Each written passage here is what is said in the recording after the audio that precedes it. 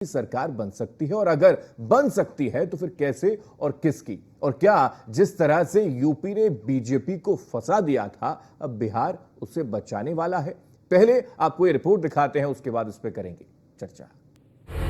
NDA है बहुमत के पार, क्या बन पाएगी आसानी से सरकार?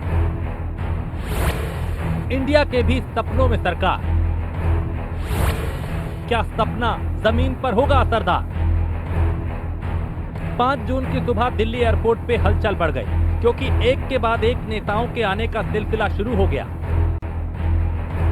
देश भर से सभी पार्टियों के नेताओं का टिकट कल शाम को ही बुक हो गया। फिर चाहे वो सत्ताधारी दल से हो या फिर विपक्ष से, सभी की फ्लाइट का एक ही ठिकाना रहा, वो था दिल्ली एयरपोर्ट। चुनाव के बाद बैठकों का दौर शुरू होना है। एनडीए और इंडिया अलायंस दोनों की ही अपनी अपनी रणनीति है, अपने अपने दावे। खैर, जब दिल्ली रवानगी की बात हो रही है तो इस तस्वीर को देखना भी दिलचस्प है, क्योंकि दिल्ली दौरे के लिए बिहार से नीतीश कुमार और तेजस्वी यादव एक ही फ्लाइट से रवाना हुए। ये तस्वीर इसलिए भी महत्वपूर्ण है क्योंकि नीतीश कुमार ही वो शख्स हैं जिनके पास सत्ता की डुप्लीकेट चाबी है। असली वाली तो चंद्रबाबू नायडू दबाए बैठे हैं, जिनके पास 16 सीटें हैं। बहरहाल नायडू ने तो खुलकर बोल दिया कि वो एनडीए का हिस्सा है, लेकिन नीतीश बाबू की चुप्पी खटक रही है। ऐसे में समझना जरूरी है कि अगर सियासी समीकरण बदलने की नौबत आती है तो क्या एनडीए की सरकार बन पाएगी? एनडीए के पास फिलहाल 292 की संख्या है। इसमें बीजेपी के 240, जेडीयू के 12 और टीडीपी के 16 सांसद शामिल हैं। अगर जेडीयू एनडीए का साथ छोड़ जाता है तो इंडिया अलायंस का आंकड़ा 246 सीटों तक पहुंचेगा, लेकिन यह आंकड़ा बहुमत के आंकड़े से 28 सीटें कम होगा।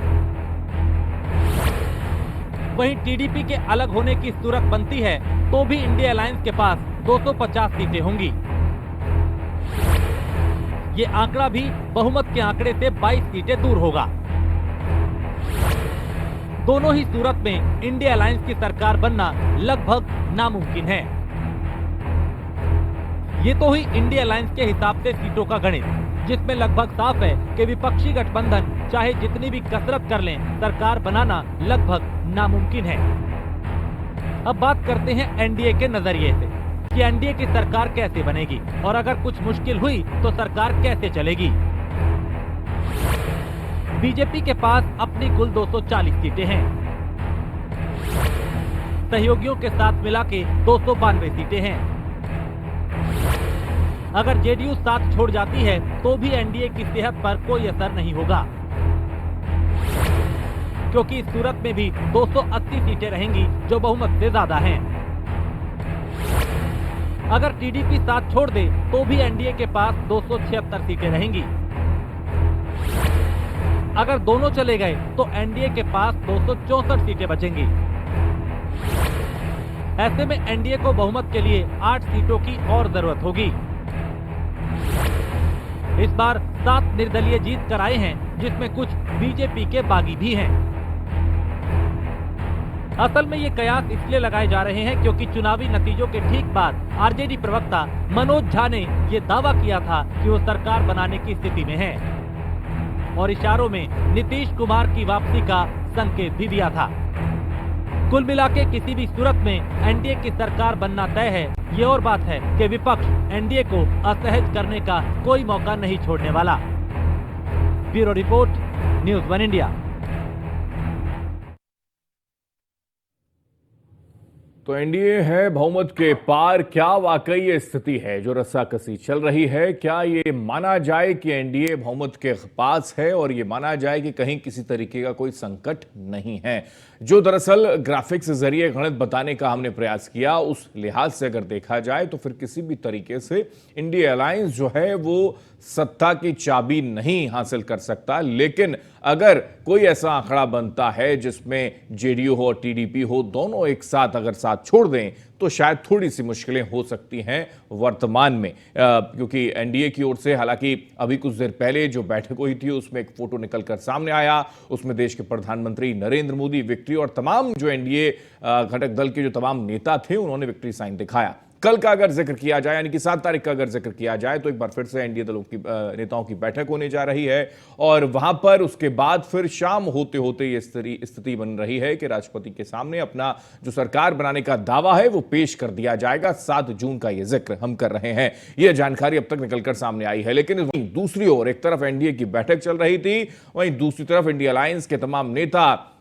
लगातार मीटिंग कर रहे थे और वो भी इसी कसरत में लगे हुए हैं कि किसी भी सूरत में वर्तमान में जो मौका मिला है, अगर नंबर ज्यादा आए हैं और एक साथ लड़कर नंबर अगर करीब पहुंचे हैं बहुमत के, तो फिर इस मुद्दे को इस वक्त इस मौके को पूरी तरीके से भुना लिया जाए। लेकिन क्या यह संभव है, इन तमाम पहलुओं को समझने की कोशिश करेंगे। लेकिन इससे इतर उत्तर प्रदेश में जो दरअसल कमजोरी देखने को मिली है बीजेपी की, वो कहीं हद तक थोड़ा सा बिहार से नैया पार लगती नजर आती है। एक तरफ एक ऐसी स्थिति भी थी जहां पर बिहार में नीतीश कुमार को, न केवल बिहार में बल्कि पूरे देश में नीतीश कुमार को जेडीयू को अलग थलग करने का प्रयास किया गया था, लेकिन फिर अचानक से इंडिया अलायंस जो लगातार कसरत करता नजर आया, उस वक्त नीतीश कुमार साथ में उनके थे और फिर अचानक उनका साथ छोड़ते हैं और फिर बिहार के अंदर नीतीश कुमार के साथ जो है गठबंधन के साथ सरकार बना ली जाती है। और अब यह स्थिति है कि अब किंग मेकर की भूमिका में अगर कोई है तो वो नीतीश बाबू है, अगर कोई और है तो वो चंद्रबाबू नायडू है।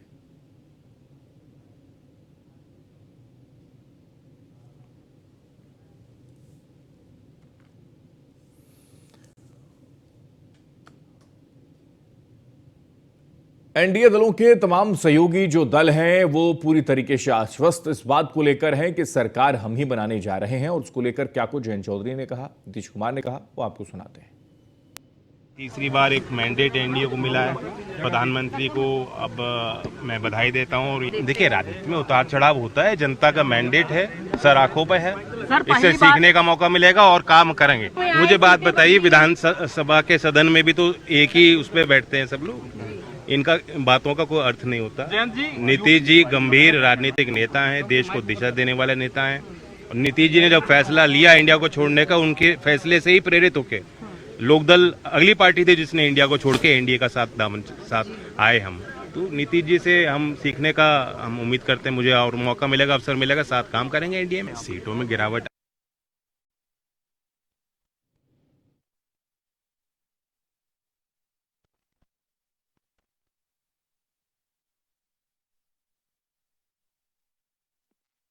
साफ तौर पर दरअसल ये जिक्र कर रहे हैं कि नीतीश कुमार से सीखने का मौका मिलेगा एनडीए के साथ आगे और सरकार को सुचारू रूप से अगर हम चलाएंगे तो नीतीश कुमार एक गंभीर नेता है, ये जिक्र भी उनकी ओर से किया गया। लेकिन वो भी एक स्थिति है कि बिहार के अंदर अगर जिक्र नीतीश कुमार का होता है तो उनके साथ एक शब्द जुड़ जाता है पलटू राम।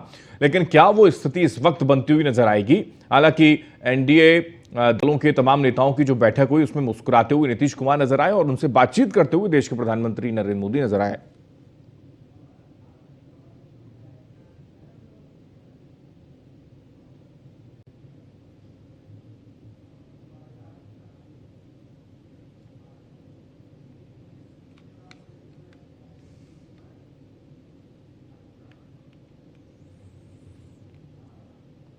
तो क्या वाकई 7 तारीख को दावा जो है वो पेश कर दिया जाएगा? क्या वाकई 8 तारीख को शपथ ग्रहण समारोह होता नजर आएगा? इन तमाम पहलुओं पर चर्चा करेंगे। कुछ खास मेहमान हमारे साथ जुड़े हुए हैं, सीधा उनका तारुफ करवा दें।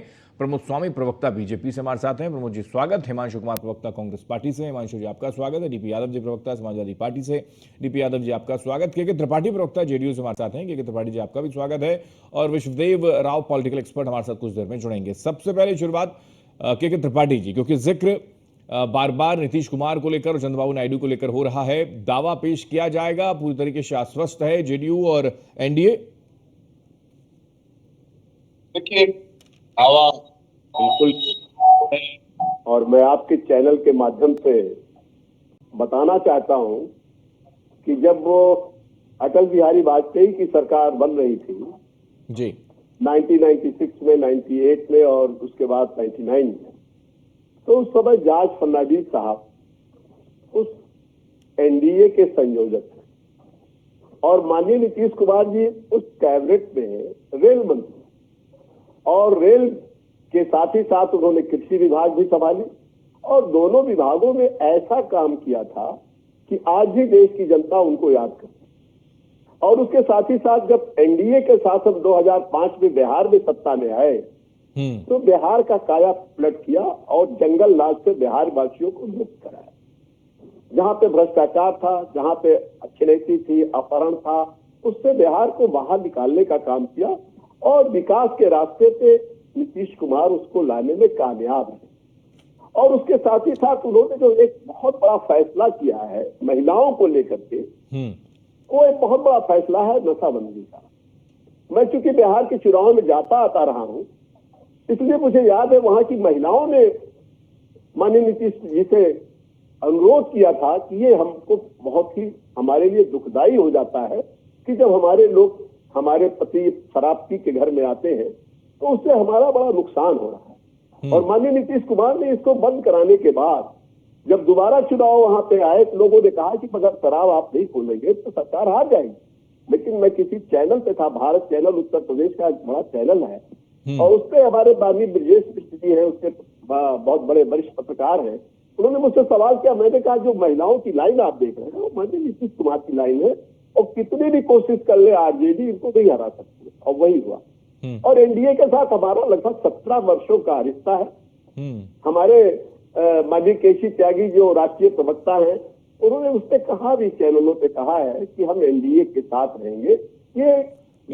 इस रिश्ते में लगातार कड़वाहट भी आती रही, इस रिश्ते में महत्वाकांक्षाएं भी बड़ी हावी होती रहीं, और इस रिश्ते में अब महत्वाकांक्षाएं और ज्यादा बढ़ चढ़ कर बोलेंगी, ये अटकलें लग रही हैं राजनीतिक पंडितों की ओर से। के त्रिपाठी जी, इंडिया गठबंधन एक भ्रम फैला रहा है, और भ्रम फैलाने का एक उन्होंने तैयार कर लिया फार्मूला।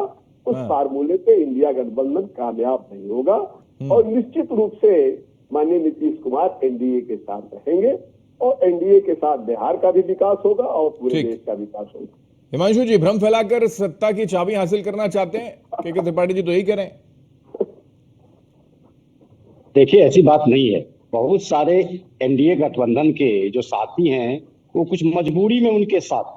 अब अमित शाह जी बिहार आते हैं और कहते हैं कि नीतीश कुमार जी के लिए हमारा दरवाजा और खिड़की दोनों बंद है। फिर किस मजबूरी में नीतीश कुमार जी जाते हैं, आप समझ सकते हैं। ईडी, सीबीआई, आईटी का डर है, इनका भय दिखाया जा रहा था। अब तो चंद्रबाबू नायडू और नीतीश कुमार जी दोनों मुक्त हैं इस डर से। अब उनको भय नहीं होना चाहिए, नीतीश कुमार आता जाना चाहिए। सुन लीजिए ना जो हम बोल रहे हैं उसका, अब कोई आपत्ति होगी तो जवाब दीजिएगा। फिर जवाब आप बोल रहे थे, मैं नहीं बोल रहा हूँ।